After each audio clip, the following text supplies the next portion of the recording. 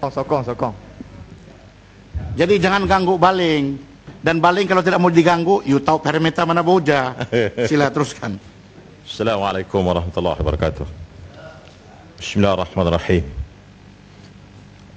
Terima kasih Datuk Yang Dipertua atas peluang dan kesempatan yang diberikan untuk saya dapat turut serta mengambil peluang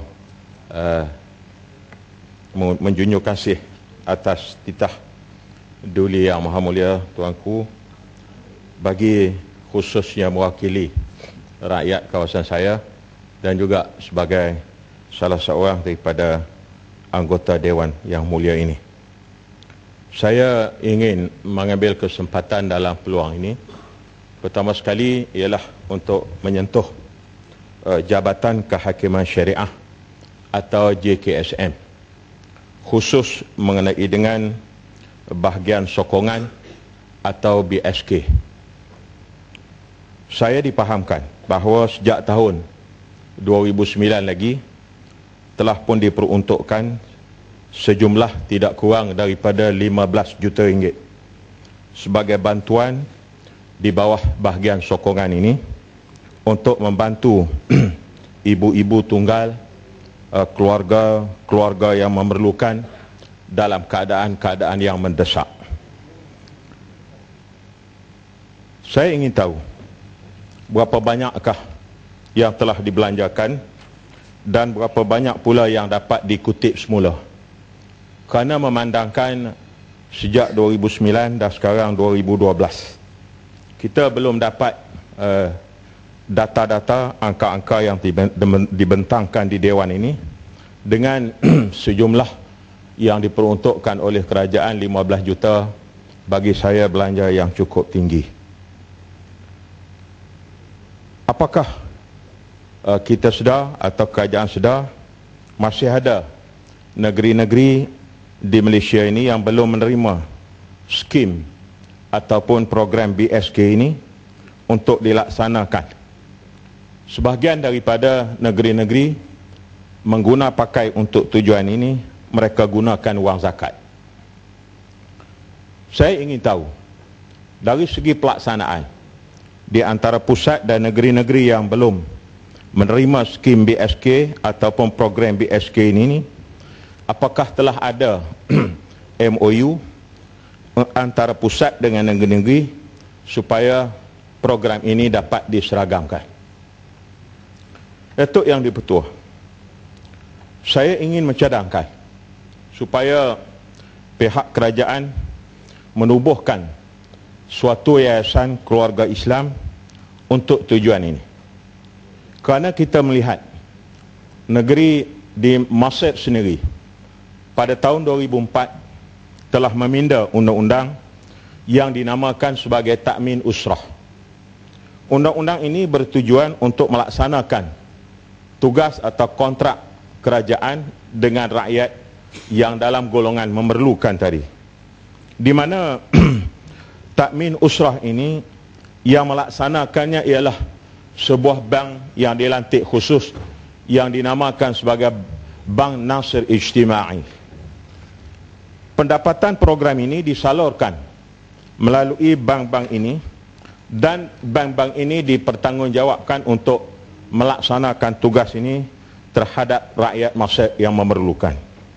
Bagi saya, ini boleh kita jadikan panduan atau boleh jadikan teladan supaya kita dapat merangka suatu keadaan di mana dapat kerajaan ataupun kita dapat memberi khidmat kepada kedudukan ini supaya di bawah BSK ini dapat dilaksanakan dengan sebaik mungkin.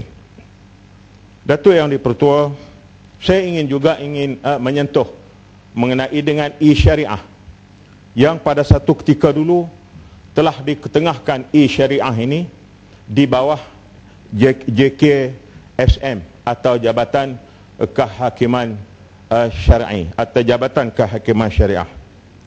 Pernah kita dengar dulu kedudukannya begitu cemerlang, melonjak, yang boleh dijadikan model dan teladan oleh setengah-setengah negara lain.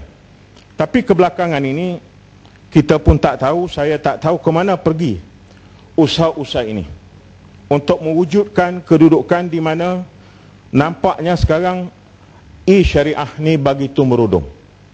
Pernah satu ketika dulu disuarakan, kita perlu satu akademi kehakiman syariah Malaysia, supaya dalam akademi ini kita dapat melatih atau membuat satu pendedahan kepada para hakim syar'i di seluruh negara, supaya mereka lebih berketerampilan, lebih efisien dan lebih berwibawa dalam menjalankan tugas-tugas kehakiman syar'i yang sudah tentu mencabar daripada semasa ke semasa.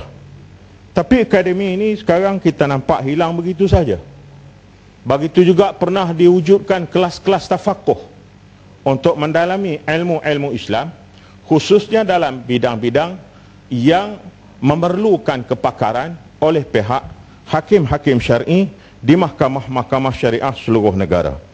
Ini pun kita nampak bahawa kelas tafakuh sebagaimana yang telah saya difahami, mati begitu saja. Tak ada dah.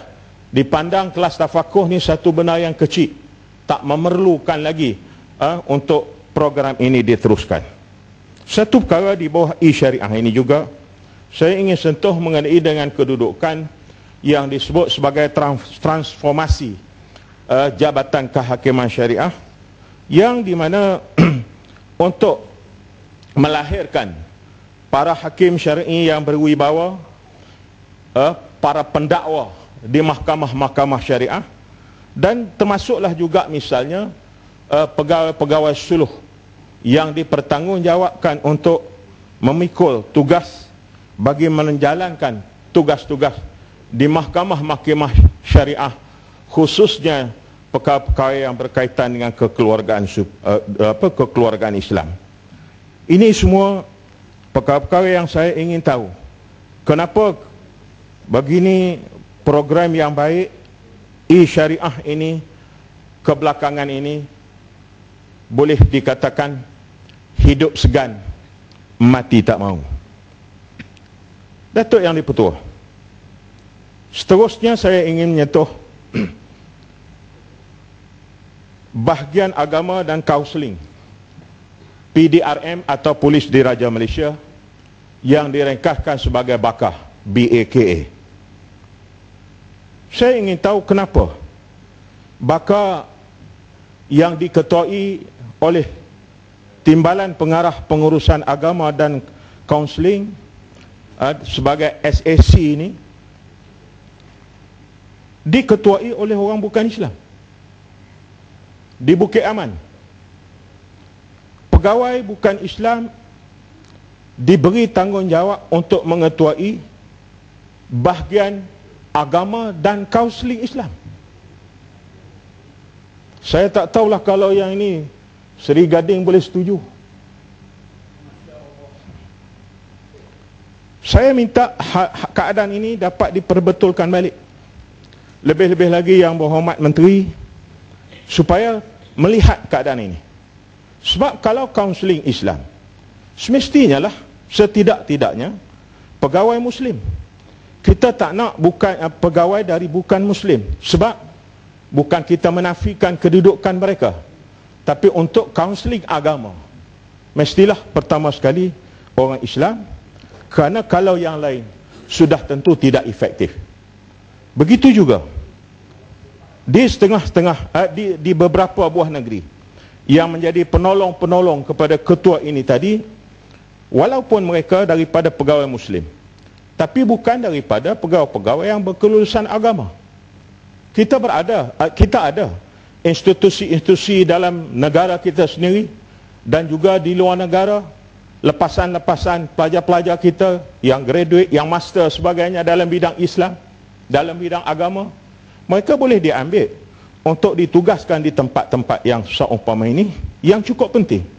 Cuma saya dipahamkan, baru saja 2 orang pegawai daripada JAKIM dan juga daripada perkhidmatan agama, lepasan agama yang ditempatkan di Bukit Aman, yang alhamdulillah kebetulan salah seorangnya adalah Hafiz Al-Quran dan salah seorang lagi lepasan daripada Universiti Islam ataupun USIM.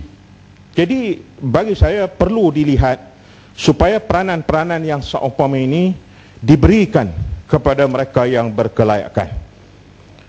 Yang menjadi kesal juga, diperuntukkan sejumlah peruntukan belanjawan kepada bakar dengan tujuan melaksanakan tugas-tugas ini supaya kekeluargaan Islam yang ada dalam PDRM itu dapat dikendalikan oleh pihak ini.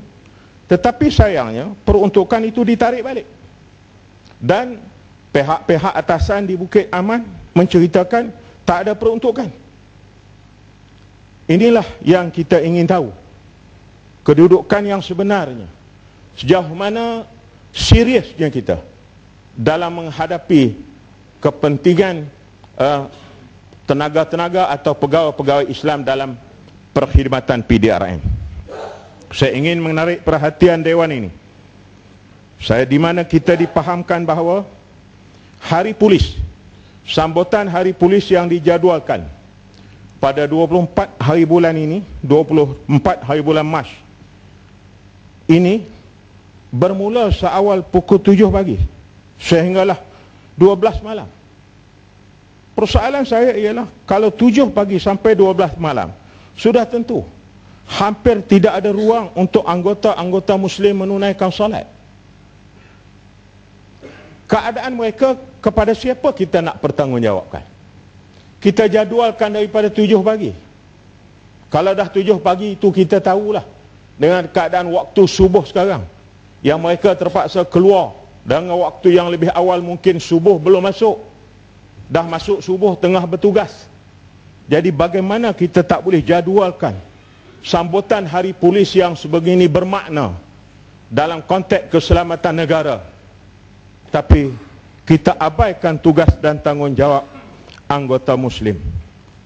Masih banyak kita dapati aktiviti-aktiviti polis di Raja Malaysia, PDRM, dipenuhi dengan acara-acara yang tidak begitu sesuai dengan suasana perkembangan dalam negara sekarang, iaitu antara lain penuh dengan acara-acara karaoke, acara-acara tari menari yang bebas antara satu sama lain lelaki wanita. Ini sesuai zaman kolonial, bukan zaman wasatiyah yang telah disebut oleh Perdana Menteri. Apa wasatiyahnya karaoke? Apa wasatiyahnya tari menari? Ini lambang keselamatan negara. Pasal kita pakai uniform, kita polis. Selamatkah kita dalam konteks suasana yang bercanggah dengan Allah? Wasatiyah ni Islam. Sebut Islam adalah wasatiyah. Kalau kita takut dengan Islam, kalau kita tak nak dengan program Islam, kita tak payah sebut wasatiyah. Dalam bahasa kampung saya kata, merapu ya. Datuk Yang di-Pertua, saya nak sentuh satu lagi dengan mengucap tahniah, penghargaan kepada sahabat-sahabat saya yang masih lagi berada di JAKIM, bertugas di JAKIM, tentang penguatkuasaan logo halal JAKIM. Sebagaimana yang telah diisytiharkan bahawa JAKIM akan kuatkuasakan logo halal. Maknanya suatu kesalahan apabila kita mendapat bekalan barang-barang yang tidak ada logo halal JAKIM. Cuma di sebalik itu ada satu perkara yang saya minta kepada pihak JAKIM khususnya, kerana masih lagi ada, terutama sekali di stesen-stesen minyak Petronas. Maknanya di stesen-stesen Petronas ini, iaitu di kedai-kedai mesra Petronas, yang barang-barang atau produk-produk yang ada di sana yang tidak ada logo halal JAKIM, tapi pihak Petronas Dagangan mewajibkan bahawa barang-barang ini atau produk-produk ini mesti dijual di kedai-kedai mesra. walaupun dealer-dealer ataupun sebahagian besar pengedar-pengedar daripada stesen-stesen Petronas di kedai-kedai mesra ini melahirkan rasa tidak puas hati kepada pihak tertinggi Petronas, iaitu pihak dagangan, tetapi mereka hanya mendapat jawapan yang begitu mudah. Walaupun tak ada logo halal, tapi oleh kerana mereka rakan niaga kita, kita kena jaga mereka. Saya rasa ini sesuatu yang sungguh kesal. Kenapakah JAKIM menentukan satu dasar? Dasar JAKIM adalah dasar kerajaan serupa. Apabila penguatkuasaan logo halal yang dibuat oleh JAKIM, saya cakap bak JAKIM bukan kerana saya orang kata bias sebab bekas bekerja dengan JAKIM lama, tapi benda yang benar tetap benar. Kenapakah Petronas yang juga bersama dengan kita di Malaysia tak boleh mendokong orang kata wawasan serta tugas yang telah dianukan oleh pihak JAKIM? Datuk Yang Dipertua, jelasan Yang Berhormat Baling. ada masa Sikit ya. Pasal kalau Yang Berhormat benarkan dia, jadi itu juga akan mengambil masa Yang Berhormat. Terpulang kepada sikit Yang je, Berhormat. sikit je. Tak sampai seminit. Hormat Saya nak kawan. tanya, ya, terima kasih Tan Sri. Adakah Yang Berhormat Baling berfikir juga untuk mencadang yang tanda logo halal ni barangkali boleh kita asingkan di antara produk makanan dengan perkhidmatan seperti macam perbankan Islam ataupun perkhidmatan-perkhidmatan yang berbentuk services semata-mata, tak ada kena-mena dengan produk. Logo halal ni barangkali kita boleh asingkan, ada bentuk yang berkenaan dengan makanan yang kita consume dengan perkhidmatan. Barangkali kita mungkin boleh ada satu kaedah untuk buat pengasingan ini daripada satu logo mengakumi semua barangkali, ya, untuk mengelakkan kekeliruan. Terima kasih. Pandangan yang diberikan oleh yang berhormat tadi, Indra Mahkota, mungkin saya minta supaya dapat diberi perhatian oleh pihak kementerian berkenaan. Cuma Datuk Yang Dipertua mohon izin untuk saya sentuh satu dua perkara yang berkaitan di kawasan saya. Ada 3 minit lagi Yang Berhormat. Ada masa 3 minit. 3 minit. Pertama sekali saya nak sentuh harga padi. Sebab mengenai dengan harga padi yang saya dipahamkan harga padi yang dibeli oleh syarikat swasta atau kilang swasta. Contoh yang ada pada saya ni ialah kilang Ban Chuan Seng. Di kilang Ban Chuan Seng saya ada dengan resit semua sekali. Harga berat padi yang sama, jenis padi yang sama, berharga RM119 dibeli oleh kilang daripada petani ataupun daripada orang kata pesawah. Tetapi beras yang sama, berat yang sama dibeli oleh Bernas dengan hanya harga RM105. Jadi kita nampak di sini bahawa di mana kedudukan sebenarnya peranan Bernas. Sebab dulu kita ada LPKN, Lembaga Padi Beras Negara. LPN, Lembaga Padi Negara. LPN kita banding dengan Bernas. LPN lebih menumpukan kepada kepentingan dan kebajikan pesawah-pesawah, terutama sekali pesawah-pesawah kampung, pesawah kecil ini. Tapi nampaknya sekarang apabila dah jadi Bernas, dah diswastakan sebegini, kita nampak sangat bahawa Bernas begitu jauh berbeza daripada perkhidmatan yang telah diberi oleh LPN. Dalam hal ini saya dengar banyak kali Yang Berhormat daripada Arau mengemukakan mungkin Yang Berhormat Arau ni banyak pengalaman dalam bab padi, tapi sampai hari ini berlaku. Jadi kita harap sangatlah supaya keadaan ini pihak kerajaan melihat balik, kerana petani-petani kita, pesawah-pesawah kita tak tahu nak pergi ke mana padi. Kerana kalau mereka pergi ke kilang, mereka mendapat pembayaran yang lebih, sudah tentu. Tetapi apabila mereka bawa pergi ke Bernas atau Bernas beli, sedangkan kadang ada setengah tempat Bernas beli tapi Bernas juga pergi jual kat kilang yang sama. Seterusnya Datuk Yang Dipertua, saya tengok kebelakangan ini mengenai dengan plus ni. Banyak kenderaan-kenderaan, terutama sekali kenderaan-kenderaan berat, dia letak atau dia parking di laluan kecemasan, yang menyebabkan banyak kemalangan mudah berlaku.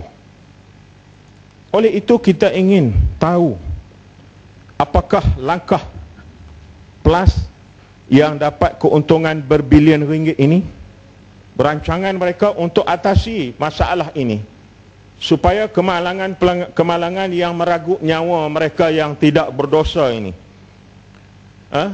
kerana disebabkan kenderaan-kenderaan yang tidak bertanggungjawab, bukan kata dia berhenti kerana rosak, tapi dia parking di tempat-tempat kecemasan. Apakah peranan pelas ronda yang memantau? Apakah peranan kamera liter sebagai mengatasi masalah-masalah kemalangan yang sering berlaku berpunca daripada keadaan ini?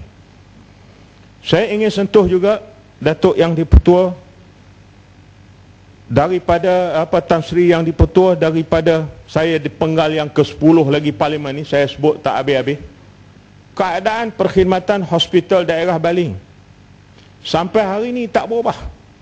Dari segi kelengkapannya, keperluannya, doktor pakarnya. Baru ni ada accident minggu lepas yang terdiri daripada pelajar-pelajar daripada UPSI melalui jalan sana. 5 orang accident, 2 meninggal. Yang seorang cedera, patah pinggang. Patah pinggang pun kena angkut buat pergi Sungai Petani. Hospital daerah apa ni sampai macam ni pun tak boleh serve.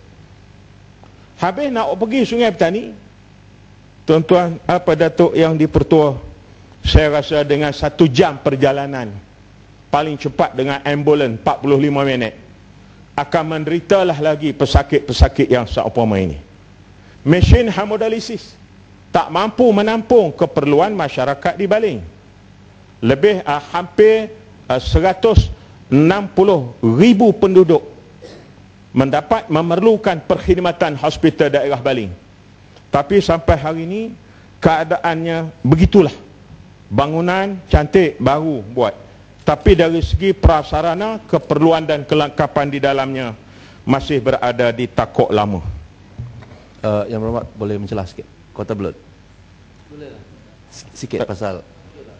Okeylah, sahabat Kota Belud ni. 30 saat tapi je, jangan belit tau. Saya janji. Selepas yang berhormat respons nanti, lepas tu golongan. Kena sejuk ni sikit ni Yang Berhormat. Saya amat menghormati Yang Berhormat. Satu, saya setuju dengan pandangan Yang Berhormat untuk mendapatkan kelengkapan kesihatan di daerah Baling. Saya kira selain daripada meminta daripada kerajaan, ada cara lain lagi. Saya bagi cadangan, sebab saya juga menggunakan cara yang sama, menulis surat kepada contohnya yayasan 1MDB. Ada 2-3 yayasan yang ada sedikit keuangan yang boleh membantu dari segi itu. Tapi sebelum saya duduk yang berhormat, saya ingin betulkan fakta sedikit. Tadi Yang Berhormat ada mengatakan tentang ketua kaunseling di Bukit Aman tadi. Saya dengan cepat meminta penjelasan, sebab saya takut kalau kementerian membuat penjelasan minggu depan, nanti ada mungkin yang tersalah dengar dan sebagainya. Bahagian agama dan kaunseling di Bukit Aman itu sebenarnya diketuai oleh orang Islam, yang diketuai oleh SSC Datuk Dr. Hashim. Tetapi dalam bahagian agama dan kaunseling itu memang ada satu unit yang dipanggil kaunseling untuk jenayah traumatik yang tidak ada kena-mengena dengan agama. Itu diketuai oleh bukan Islam. Dan saya menghargai tadi itu berbentuk pertanyaan. Jadi ini mungkin dapat menjernihkan keadaan. Kerana saya takut nanti kementerian jawab minggu depan, Yang Berhormat, nanti takut ada masalah dengan media. Terima kasih. Okey, terima kasihlah ni Kota Belud. Kalau itu tersilap, saya akuilah, saya terimalah. Tapi maklumat yang saya terima dalam keadaan demikian. Tapi walau macam mana pun, mudah-mudahan pihak kerajaan akan dapat teliti balik. Akhir sekali, dalam penggulungan ini, Tan Sri Pengusi, saya juga terima kasih Kota Belud, dan insyaAllah dengan pandangan yang diberikan tadi untuk hospital ni. Cuma yang akhir sekali ialah kedudukan jenayah berlaku di kampung-kampung sekarang ni adalah berpunca daripada banyak sangat jalan-jalan yang gelap gulita. walaupun ketua-ketua kampung atau pihak-pihak yang bertanggungjawab minta supaya dipasangkan lampu-lampu jalan di tiang-tiang lampu, tetapi nampaknya sampai sekarang di setengah-setengah tempat keadaan itu masih gelap gulita.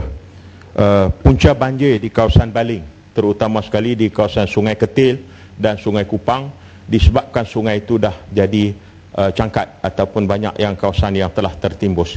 Saya dipahamkan bahawa peruntukan telah diluluskan, tapi entah macam mana saya dipahamkan apakah benar atau tidak, tapi boleh pihak kementerian semak balik peruntukan itu ditarik balik. Jadi dalam keadaan hujan 2-3 jam pun masyarakat dah menghadapi keadaan banjir. Jadi itulah Tan Sri Pengurusi, saya sekali lagi mengucapkan terima kasih. Wassalamualaikum. Terima kasih.